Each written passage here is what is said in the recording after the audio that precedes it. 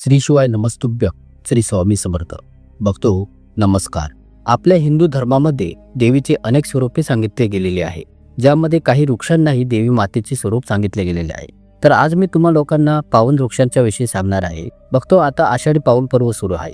तर भक्तो, काही असे वृक्ष आहे जे की देववृक्ष व देवी वृक्षही बोलले गेलेले आहे, कारण की हे देवी देवतांच्या स्वरूप असतात आणि आपल्या धर्मामध्ये आपण यांना देवी देवता मानून यांची पूजा करतो. भक्तो, ही झाडी झुडपे आपल्याला प्राणवायू प्रदान करतात. सर्व प्रकारच्या ज्या पण नकारात्मक ऊर्जेच्या शक्ती असतात त्यांना आपल्या आतमध्ये स्वतः खेचून घेतात आणि आपल्याला स्वच्छ व ताजे वातावरण प्रदान करतात. कारण की ही झाडी झुडपे व वृक्ष स्वतः उन्हामध्ये तापत असतात आणि मनुष्याला सावली व शांती प्रदान करतात. आषाढी एकादशीच्या काळात काही अशी झाडी झुडपे आपल्या शास्त्रांमध्ये सांगितली गेलेली आहे, ज्यांना फक्त स्पर्श करून आल्या मात्राने व्यक्तीच्या बंद नशिबाची टाळी खोलली जातात, व्यक्तीचे सौभाग्य चमकू लागते. तो श्रीहरी विष्णूंनी स्वतः सांगितलेले आहे की पिंपळाचे जे झाड आहे त्यात मी स्वतः वास करतोय. पिंपळाच्या झाडाला सर्व वृक्षांचा राजा बोलले गेलेले आहे, कारण की या वृक्षाचे जे आयुष्य आहे ते सर्वात अधिक असते. आज मी तुम्हाला आषाढी एकादशीच्या कालावधी दरम्यान स्पर्श केल्या जाणाऱ्या वृक्षांच्या विषयी सांगणार आहे. बघतो, आपल्या धर्मशास्त्रांमध्ये अनेक असे वृक्ष आहेत जे कल्याणकारी असतात, मंगलदायी असतात. जर या वृक्षाला स्पर्श कराल तर तुमच्या सर्व प्रकारच्या अडचणी, सर्व प्रकारचे त्रास, पीडा, परेशानी सर्व समाप्त होतात. खास करून या आषाढी एकादशीच्या वेळेमध्ये आषाढी एकादशीला शक्तीचे पर्व बोलले जाते. आता असे का बोलले जाते? कारण की या वेळेच्या अचेत वस्तू व शक्ती असतात त्याही चेतनायुक्त होऊन जातात. म्हणजेच या वेळेत जी शक्ती आपल्या भोवतलावर येते, तर जेवढी पण झाडी झुडपे आहे, जीवजंतू आहे, चल अचल अशा सर्व प्रकारच्या ज्या पण वस्तू आहे, या सर्वांमध्ये प्राणहित होऊन जातो, शक्ती समाविष्ट होऊन जाते आणि हे जागृत होऊन जातात. तर मग अशा वेळे दरम्यान जो कोणी व्यक्ती या झाडी वृक्षांना जाऊन स्पर्श करतो, खास करून देवी स्वरूपात बोलले गेलेली जी झाडी झुडपे असतात, तुम्ही यांना जाऊन जर स्पर्श करून येता तर मग तुमच्या जीवनाच्या ज्या पण परेशानी आहे, दुःख, कष्ट आहे, क्लेश व कलह आहे, रोग व आजार आहे, किंवा मग किती खूपच मोठी समस्या असते, सर्व काही संपून जातात. आज मी तुम्हाला 3 रोपांच्या विषयी सांगणार आहे आणि या तिन्ही रोपांना देववृक्ष बोलले जाते. या माहितीला ध्यान देऊन ऐका. फक्त खरे सांगायचे तर आषाढी एकादशी हे एक असे पर्व असते, एक असा कालावधी आहे की ज्यामध्ये तुम्हाला खूपच लांब पूजापाठ करावी लागत नाही. या कालावधीमध्ये तुम्ही तुमच्या गरिबीला स्वतः तुमच्या डोळ्यांनी समाप्त होताना पाहू शकता. भक्तो, मी तुम्हाला ज्या वृक्षांच्या विषयी सांगणार आहे हे सर्व वृक्ष तुम्हाला तुमच्या घराच्या आसपास खूपच अगदी सहजतेने आढळून जाते. तर ते कोणते असे 3 वृक्ष आहेत ज्यांना आपण या आषाढी एकादशीच्या कालावधी दरम्यान स्पर्श करून आले पाहिजे? बघतो, एक खास गोष्ट तुम्हा सर्वांना मी ते सांगू इच्छितोय की आषाढी एकादशीच्या दिवशी जेवढी जास्त होऊ शकेल देववृक्षांची तुम्ही पूजा अवश्य करा. या तर मग मी आपणास सांगण्यात जातोय की कोणत्या वृक्षाला आषाढी एकादशी दिवशी स्पर्श केल्याने तुमची गरिबी संपून जाते. बघतो, यात जो पहिला वृक्ष आहे तो आहे बेल वृक्ष. बघतो, हा जो बेलाचा वृक्ष आहे तो श्री पार्वती मातेच्या गामाच्या धारेने उत्पन्न झालेला आहे. स्कंद पुराणाच्या अनुसार माता पार्वतीला देवी स्वरूप सांगितले गेलेले आहे, अर्थात ही नवदुर्गाच्या स्वरूप मांडली गेली आहे. तर या बेलाच्या फांद्यांच्या स्वरूपात पार्वती माता, मुळामध्ये ब्रह्मा, खोडामध्ये श्री हरविष्णू आणि बाकी सर्व हिस्स्यांमध्ये श्री शिवशंकर वास करतात. संध्याकाळच्या वेळी शिव मंदिराजवळ, श्री दुर्गादेवीच्या मंदिराजवळ किंवा श्री हरी विष्णू नारायणांच्या मंदिराजवळ हा जो बेलाचा वृक्ष आहे याच्या जवळ तुपाचा दिवा लावल्याने व्यक्ती धनवान, गुणवान आणि पराक्रमी बनतो. त्या व्यक्तीच्या सर्व प्रकारच्या मनोरथांची पूर्तता होते. आपल्या धर्मशास्त्रांमध्ये असे सांगितले गेलेले आहे की आषाढी एकादशीच्या दिवशी जी पण व्यक्ती या बेलाच्या वृक्षाला श्रीहरी विष्णू व भगवान शिवशंकरांचे ध्यान करता करता 7 वेळा स्पर्श करून येते, तर अशा व्यक्तीची तत्काळ, जर त्या व्यक्तीने उपवास धरला असेल, ध्यान देऊन ऐका बघतो, जे लोक उपवास करतात अशा व्यक्तीची थकावट व सुस्ती तत्काळ निघून जाते. आषाढी एकादशीच्या दिवशी उपवास करणाऱ्या व्यक्तीने जेवढे शक्य असेल तेवढे संध्याकाळच्या वेळी बेलाच्या वृक्षाला स्पर्श करून आले पाहिजे. कमीत कमी 7 वेळा अवश्य स्पर्श करून यावे आणि तुपाचा दिवाही संध्याकाळच्या वेळी जरूर लावा. तर आता हा दिवा लावण्याचेही काय फायदे होतील हेही मी तुम्हाला आता पुढे सांगणार आहे. होऊ शकते की थोडा हा व्हिडिओ लांबच होईल, पण मी सर्व काही माहिती तुम्हाला सांगण्याचा प्रयत्न करत आहे, त्यामुळे तुमचा किमती वेळ या व्हिडिओला अवश्य देण्याचा प्रयत्न करा. तर पहा बघतो, जेव्हा तुम्ही उपवास करता तर तुमच्या शरीरास थकावट येते, शरीरामध्ये ऊर्जेची कमतरता भासू लागते. भले तुम्हाला आध्यात्मिक शक्ती प्राप्त होत असते, पण तुमच्या शरीरात ऊर्जेची कमतरता होऊ लागते. पोटात अन्नपाणी न घेतल्यामुळे कमकुवतपणा जाणवतो. तर या ऊर्जेला कायम स्थिर ठेवण्यासाठी, या ऊर्जेला प्राप्त करण्यासाठी तुम्ही बेलाच्या वृक्षाला अवश्य स्पर्श केला पाहिजे. बघतो अनेक संत महात्मांनी या बेलाच्या वृक्षाच्या पानांना खाऊ घोर तपश्चर्या केलेल्या आहेत.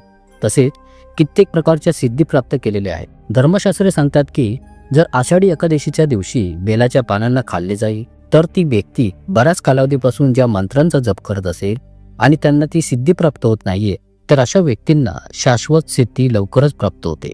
अशा व्यक्तींना बेलाची पाने खाल्ल्याने ती सिद्धी मिळून जाते. तसेच तुपाचाही दिवा लावल्याने सिद्धी प्राप्त होण्यास सुरुवात होत जाते. आता बघतो या सिद्धीचा अर्थ म्हणजे तुमच्या कार्यांमध्ये यश, कीर्ती व सफलता येत जाते. आणि जर कोणी व्यक्ती आषाढी एकादशीच्या दरम्यान बेलवृक्षाच्या मुळाशी दूध अर्पण करते तर सर्व प्रकारच्या व्याधी दूर होऊन जातात. आणि जर कोणी सिंदूरयुक्त गंगाजल अर्पण करतो तर व्यक्तीची गरिबी समाप्त होते. आणि जर कोणी काळे तीळ अर्पण करतो या बेलाच्या मुळाशी तर त्या व्यक्तीस सौभाग्याची प्राप्ती होते. आणि तसेच जर कोणी बेलाच्या झाडाच्या तिन्ही पानांमध्ये, बघतो हे जरा ध्यान देऊ नका, बेलाच्या या साबूत पानास त्रिदेवी बोलले गेलेले आहे, जसे की महाकाली, महालक्ष्मी, महासरस्वती. तर बेलाची जी 3 पाने आहे, महाकाली, महालक्ष्मी, महासरस्वती, यांचे तिन्ही स्वरूप सांगितले गेलेले आहे. तर मग अशा या तिन्ही पानांमध्ये जसे की पहिल्या पानावर एम, दुसऱ्या पानावर ह्रीम आणि तिसऱ्या पानावर क्लीम अशा प्रकारे कुंकवाने लिहून देवी दुर्गा मातेला अर्पण करायचे असते. कुंकवाने लिहून या पानांना देवी मातेच्या चरणांवर अर्पण केले जाईल तर तत्काळ त्याच वेळी तुमच्या मनोरथांची पूर्तता होते, कार्यांमध्ये सफलता मिळते. आणि जर बऱ्याच कालावधीपासूनची तुमची कोणती इच्छा असेल आणि तुम्ही हे इच्छित आहे की ती पूर्ण व्हावी तर हा उपाय अवश्य करून पहा. याच्या मुळामध्ये, बघतो ध्यान देऊ नये का, या बेलाच्या झाडाच्या मुळामध्ये जर कोणती तांब्याची अंगठी असेल, जसा की हा तांब्याचा धातू हा मंगळ ग्रहाशी संबंधित असतो, तर जर आषाढी एकादशीच्या दिवशी या वृक्षाच्या मुळामध्ये तांब्याची अंगठी अथवा रिंग असते, हिला जर तुम्ही मुळाशी तिथे खणून पुरून ठेवता आणि पूर्ण एकादशी संपेपर्यंत यास तिथेच ठेवू देता आणि त्यानंतर तुम्ही यास तुमच्या बोटात धारण करता तर ती अंगठी जागृत होऊन जाते. कारण की जो बेलाचा वृक्ष आहे तो स्वयं जागरूक बोलला गेलेला आहे. आषाढी एकादशी दिवशी या वृक्षाचा जो ओरा असतो, याची जी ऊर्जा असते ती जास्तीत जास्त वाढलेली असते. आणि मग यापासूनच्या केल्या गेलेल्या प्रयोगाच्या अंगठीला जर तुम्ही आपल्या बोटात धारण करता तर तुम्हाला तुमच्या रक्तासंबंधित कधीही कोणतीच समस्या येत नाही, शनीची पीडा कधीही सतावत नाही, राहूचा काळही तुमचे काहीच बिघडू शकत नाही. देवी दुर्गा मातेची, श्रीहरी विष्णू व शिवशंकरांची कृपा तुमच्यावर सदैव बळून राहते आणि अशा व्यक्तीचा कधीही अकाली मृत्यू होत नाही. आता बघतो दुसऱ्या वृक्षाविषयी सांगत आहे, त्या वृक्षाविषयी जाणून घ्या. मी ज्या दुसऱ्या वृक्षाविषयी सांगत आहे तो शमीचा वृक्ष आहे. या शमीच्या वृक्षाला स्वयं जगदंबेचे स्वरूप बोलले गेलेले आहे. या वृक्षावर स्वयं देवी जगदंबा साक्षात विराजमान राहते. आणि जो कोणी व्यक्ती जर या आषाढी एकादशीच्या संध्याकाळच्या वेळी या वृक्षाच्या खाली धूप दीप जळवतो, दूर दुपारात दाखवतो तर त्याची सर्व प्रकारच्या परेशानी दूर होतात. धर्मशास्त्र हे सांगतात की जर कोणी व्यक्ती आषाढी एकादशी दिवशी लाल बांगड्यांना जर आपली मनोवांछित इच्छा बोलता बोलता शमीच्या वृक्षाला बांधे तर तत्काळ त्याच्या मनोरथांची इच्छेची पूर्तता होते. तसेच लाल बांगड्यांना एकादशी दिवशी जर कोणी स्त्री त्यास जाऊन बांधते तर तिला सौभाग्याची प्राप्ती होते, त्यांच्या पतीचा कधी अकाली मृत्यू होत नाही. तसेच बघतो या वृक्षाच्या मुळामध्ये हळद कुंकू अर्पण केल्याने व्यक्तीला आरोग्य संपत्तीची प्राप्ती होते. जे लोक बऱ्याच काळापासून आजारी पडलेले आहेत अशा व्यक्तीच्या घरात राहणारे जे सदस्य आहेत ते लोक, जी व्यक्ती आजारी पडलेली आहे त्याच्या अंगावरून 7 वेळा या हळद कुंकवाचा उतारा करून या उतार्यास या शमीच्या वृक्षाच्या मुळामध्ये सोडू शकता. असे केल्याने त्याचे रोग लवकर बरे होते. जे लोक बऱ्याच कालावधीपासून आजारी पडलेले असतात किंवा मग तुम्ही या आजारांपासून आपला बचाव करू इच्छिता, निरोगी राहू इच्छिता तर या उपायास आषाढी एकादशी दिवशी अवश्य करावे. बघतो तुमच्या मनोकामनेची पूर्ती करण्यासाठी मी तुम्हाला एक मंत्र सांगत आहे. या मंत्राचा उच्चार करत तुम्हाला या शमीच्या झाडाला स्पर्श करायचा आहे.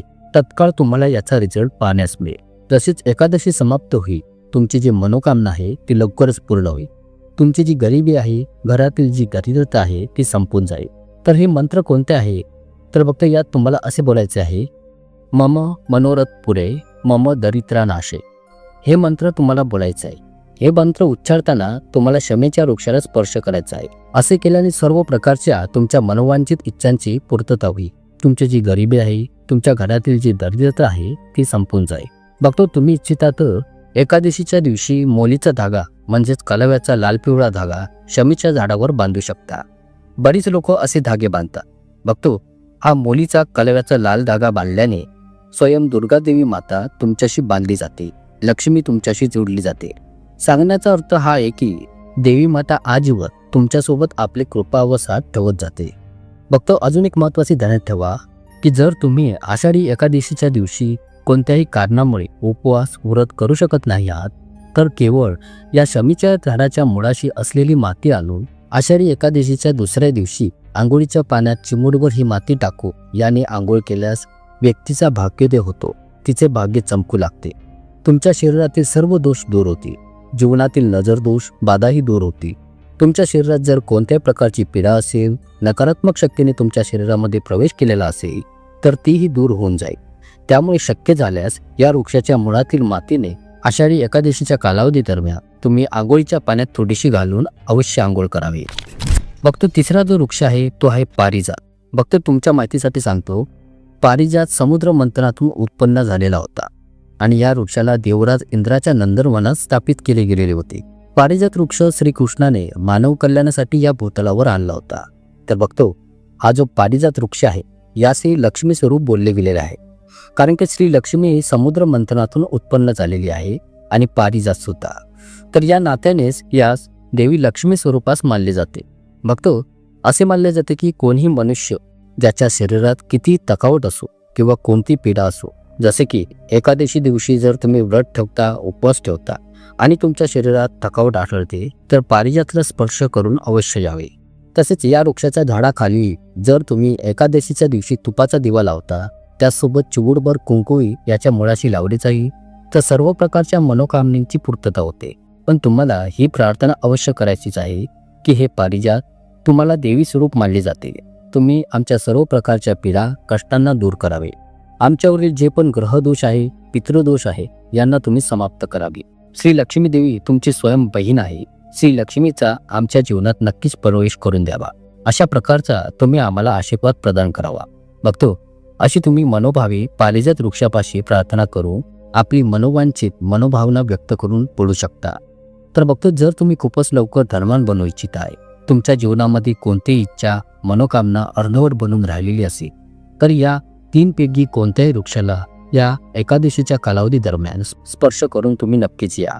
आणि जर कोणी व्यक्ती या 3 वृक्षांच्या झाडांना स्पर्श करतो, बघतो ध्यान देऊन ऐका, या 3 झाडांना जर स्पर्श करतो जे की बेल वृक्ष, पारिजात वृक्ष आणि शमी वृक्ष, तर अशा व्यक्तीची कार्य सफल होण्यापासून, अशा व्यक्तींच्या मनोवांछित इच्छा पूर्ण होण्यापासून या संसारातील कोणती शक्ती अडवू शकत नाही.